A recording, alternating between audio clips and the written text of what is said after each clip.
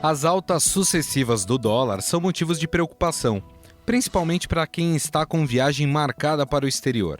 No entanto, o câmbio elevado mexe com o dia a dia de todo mundo. O pão de todas as manhãs é um dos afetados, pois parte da farinha de trigo usada no Brasil é importada e o seu preço é em dólar. Mas existe também um ponto positivo. A alta da moeda norte-americana favorece a balança comercial brasileira, principalmente as empresas exportadoras. Mas afinal, o que está causando esse aumento na cotação do dólar? O governo deve interferir para frear essa elevação? E como fica o preço dos alimentos, como o pão e o café? Na edição de hoje, participam a editora do Broadcast Econômico da Agência Estado, Silvia Araújo, o presidente executivo do Sindicato da Indústria de Café do Estado de São Paulo, Natan Erskovich, e o presidente do Sindicato dos Industriais de Panificação e Confeitaria de São Paulo, Antero José Pereira. Estadão Notícias. Estados Unidos, Inglaterra, Nigéria, Holanda e agora em Pinheiros. Lumiar, considerada pela Unesco uma das 12 escolas mais inovadoras do mundo. Uma escola bilíngue, integral, de vanguarda, que forma estudantes autoconfiantes, autônomos e questionadores, preparados para o mundo digital da economia 4.0. Venha conhecer a metodologia e o espaço da nova Lumiar Pinheiros. Agende uma visita em nosso site www.lumiar.co. Estadão Notícias.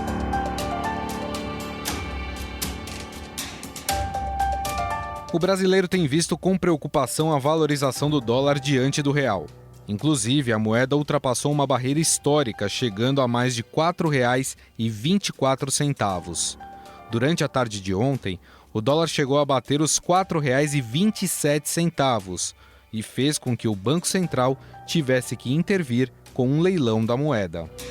O real foi a quarta moeda que mais perdeu valor em relação ao dólar no mês de novembro, segundo o levantamento da Austin Rating.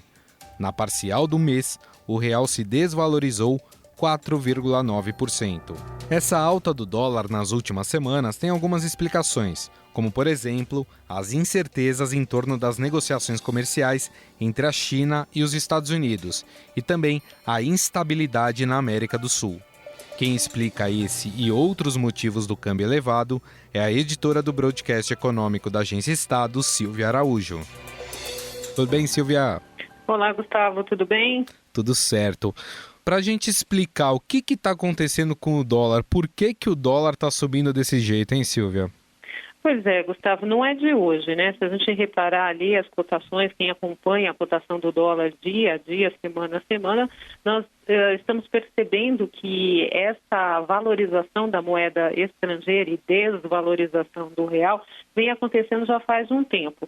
E quem tem patrocinado essa subida da cotação do dólar é a guerra comercial. O primeiro ponto é a guerra comercial entre Estados Unidos e China. É uma novela que não termina, todo dia tem um capítulo, uma declaração, que faz a moeda oscilar bastante, não só aqui no Brasil, mas pelo mundo afora. Mas, é claro, nós temos algumas componentes internas também que acaba mexendo na cotação da moeda. Uma delas, e essa tem um pouco a ver ainda com a economia mundial, são os resultados da balança comercial brasileira. As nossas exportações, elas estão caindo um pouco em volume e também em resultados financeiros. Por que está acontecendo isso, Gustavo? Porque o mundo está desacelerando. E o mundo desacelerando a sua economia, as relações comerciais, as compras dos países, de outros países, elas se reduzem. E no caso do Brasil isso está acontecendo. A gente está vendendo menos para os nossos parceiros comerciais e, por consequência, estamos recebendo menos dólares por essas vendas. E, por conta disso, também força a cotação da moeda norte-americana para cima. O clima internacional, a situação da América Latina, a situação também da guerra comercial entre Estados Unidos e China, tudo isso também tem ali um componente, Silvia? Tem um componente sim, né? Porque o investidor estrangeiro, ele olha muito para o Brasil como um bloco, né? Olha para o que está acontecendo no bloco econômico em que o Brasil está inserido e acaba olhando o que pode acontecer com o país com a ótica das outras economias. Então, a gente tem o que está acontecendo na Argentina, tem o Chile, tem a Bolívia, as economias estão muito enfraquecidas nesse momento.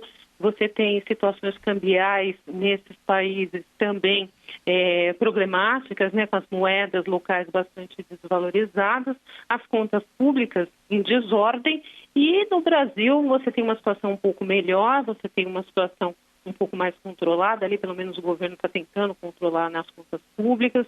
Esse ano vai ter um déficit menor, um déficit fiscal, mas o déficit em conta corrente, por exemplo, que são as transações correntes, que seria como se fosse uma conta de débito e crédito em capital estrangeiro, é o que o Brasil se relaciona em moeda estrangeira lá fora e o que vem de moeda estrangeira para cá.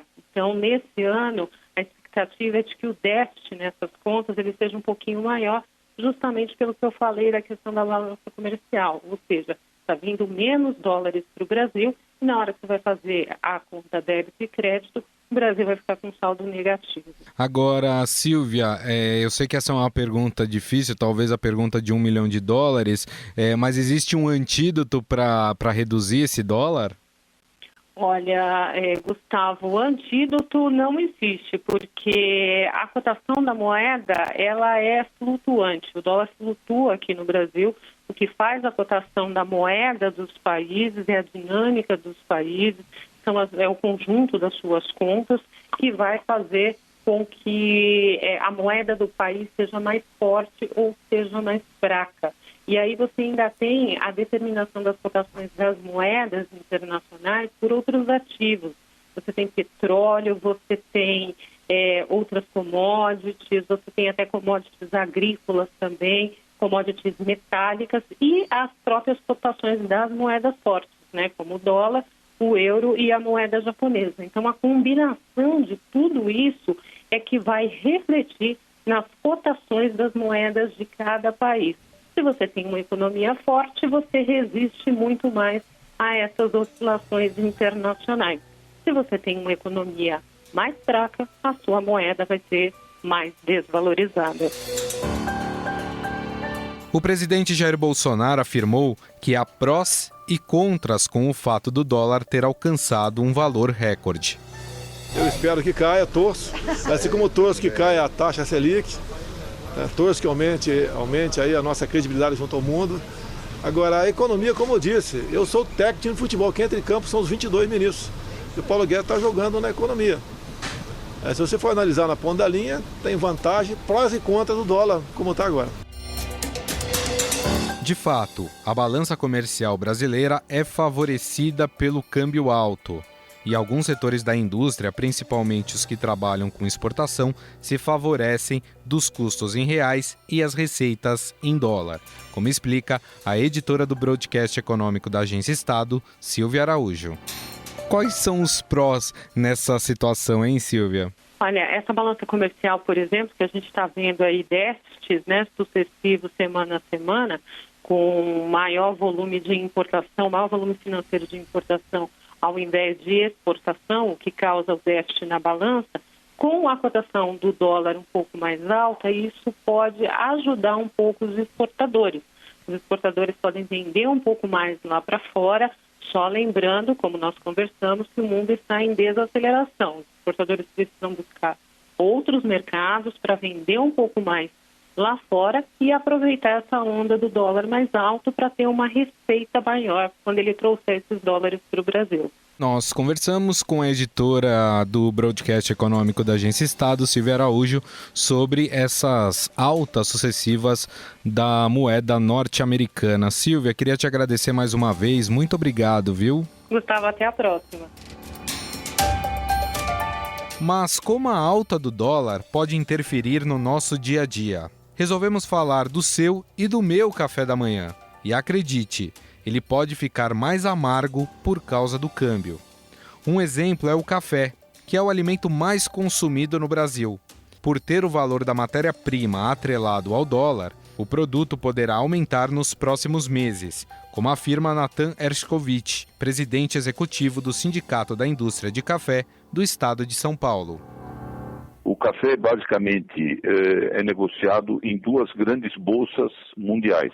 Uma é em Londres, que negocia os cafés tipo arábica, a outra é Nova York, que negocia também o café robusta. Essa negociação, como são bolsas, obedecem a cotações que o próprio mercado revela dia a dia com valores que podem ser iguais ou podem ser diferentes ou mesmo variar ao longo do dia. Então, se um café, por exemplo, cotado em bolsa, está hoje a $100 por saca, convertido em reais, ele vai estar cerca de R$420 por saca, se a relação do dólar com o real for 1:4,2. Essa variação acontece primeiro e principalmente no café em grão cru, na matéria-prima. Ela não chega imediatamente para o preço final do produto ao consumidor.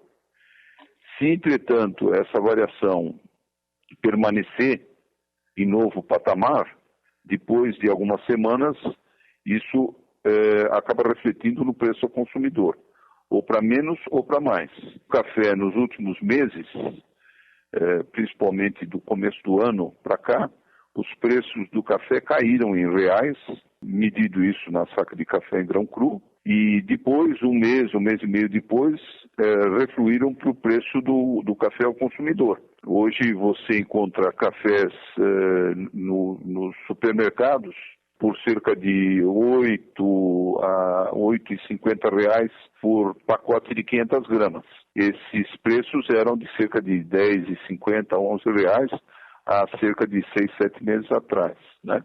Se agora essas cotações variarem para mais, posteriormente, passado algum tempo, consolidado, vamos dizer, essa relação de troca entre real e dólar, isso pode ir também para o preço do produto final, mas não é o caso atual. Companheiro do café, o pão tem o seu preço assegurado, pelo menos nos próximos meses. Quem afirma é o presidente do Sindicato dos Industriais de Panificação e Confeitaria de São Paulo, Antero José Pereira. Mais de 50% do trigo consumido no Brasil é importado, né? Principalmente da Argentina, né? Então, isso é uma commodity que é comprada em dólar, né? Já há bastante tempo, inclusive, que a farinha tem se mantido estável, porque isso aí não é automático. Aumentou o dólar, aumenta o pão, aumenta a farinha, não. Que o pessoal dos moinhos, eles já têm trigo comprado a um preço anterior, e até isso chegar ao consumidor final demora algum tempo, né? Esse ano o pão, por exemplo, teve uma baixa de 0,16% em vez de ter aumento. Nós estamos vendendo pão e a farinha, por exemplo, nesse último ano praticamente não aumentou. Se aumentou foi muito pouco. Mesmo o câmbio permanecendo alto, existe uma oferta mundial muito grande de trigo. Então eles conseguem comprar trigo a um preço bastante acessível ainda, e às vezes não há necessidade de eles repassarem para o preço final da farinha, né? Então nós, por exemplo, temos farinha aqui. Esse ano a farinha, se eu não me engano, aumentou, acho que não chegou a 3%, 4% no máximo. Isso aí pouco representa também no preço final do pão, porque a farinha representa 25% do preço final, né? E devido também às dificuldades que nós temos ainda na nossa economia, também não é fácil repassar preços, né? Então os moinhos vão absorvendo o preço do trigo não repassando, as padarias vão absorvendo o preço de algum repasse que tem na farinha, e aí tem-se mantido um preço estável durante esse ano ainda. Pelo menos pelos próximos meses, aí 2, 3 meses, não há uma previsão de alta dos pães? Não, a gente imagina que não. Claro, nós tivemos, por exemplo, agora, não é só a farinha que implica no preço final do pão, né? Nós tivemos um dissídio coletivo agora, que demos 3% de reajuste ao funcionário, então alguma coisinha vai ser repassada, mas praticamente em média vai se manter o preço. Estadão Notícias. Quando começamos a XP há 18 anos, chamavam a gente de garotos. Agora que estamos transformando o jeito que o brasileiro investe e que nos tornamos uma das maiores instituições financeiras do país, ninguém mais chama a gente de garotos. Até porque tá bem claro que não somos nós que brincamos com o seu dinheiro. Para os que acreditam no impossível, nós somos a XP Investimentos. Acredite, xp.com.br.